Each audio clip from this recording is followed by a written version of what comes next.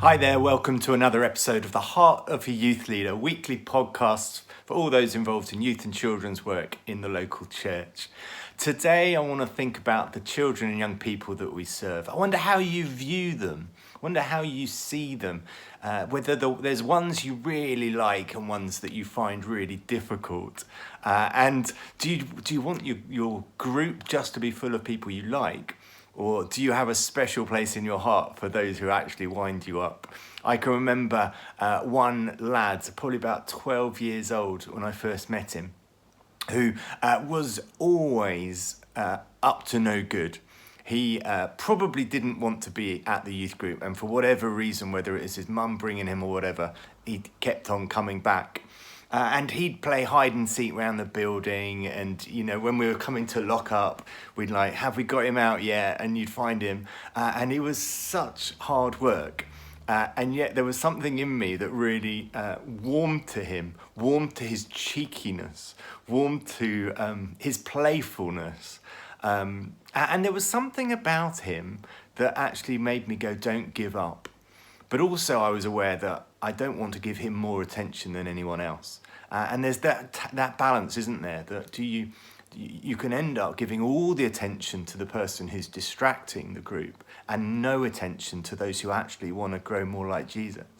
But it's a fine balance. And thinking about that story, it's just got me thinking about the different people in our youth work, the different types of people. As Thrive's staff team, we've had Dara, James and Ryan join us in September. So over the last few months, we've been getting to know each other and realising how different we are. And we've sort of explored, are we introverts or extroverts?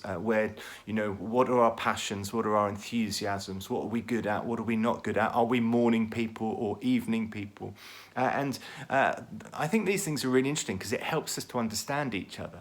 But it's tempting as well to go, well, at least I prefer me to him, or I'm not as good as her. And we kind of rank ourselves, and it's like, that's not helpful. That's not what it's about. I think these personality tests only go so far. They're good for us to better understand ourselves and each other, what our strengths and our weaknesses are.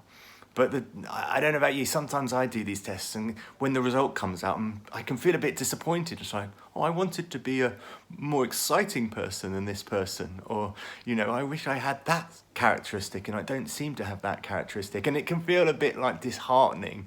And I think the thing to remember is that actually these tests show us that we're all different.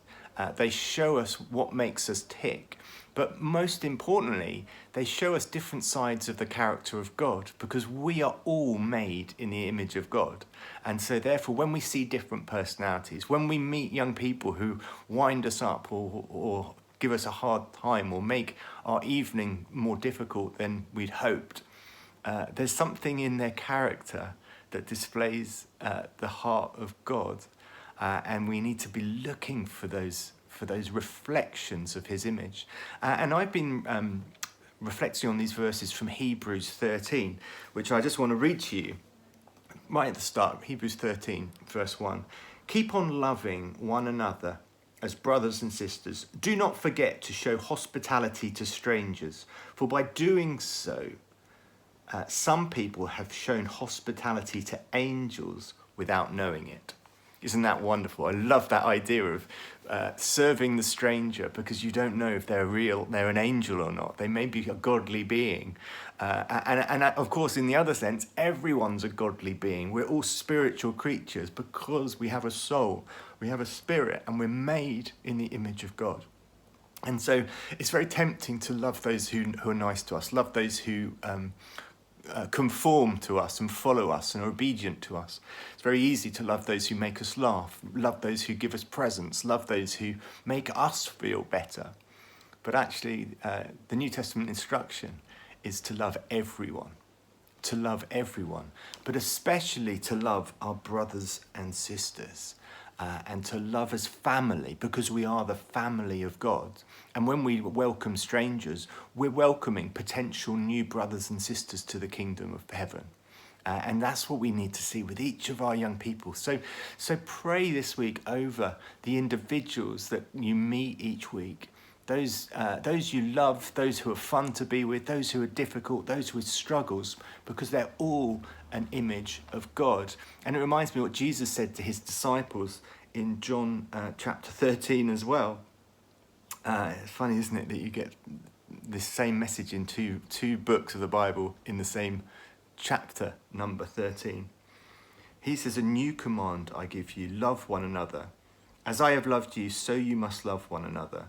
By this, everyone will know that you are my disciples, if you love one another."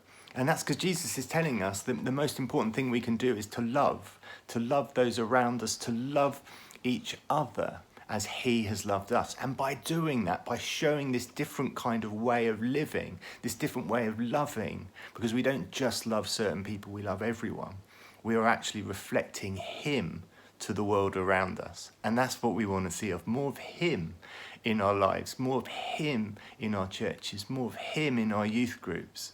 Not more of us. It's not about making people like us. It's about making people feel valued, treasured, special, and understanding how much their Heavenly Father delights in them.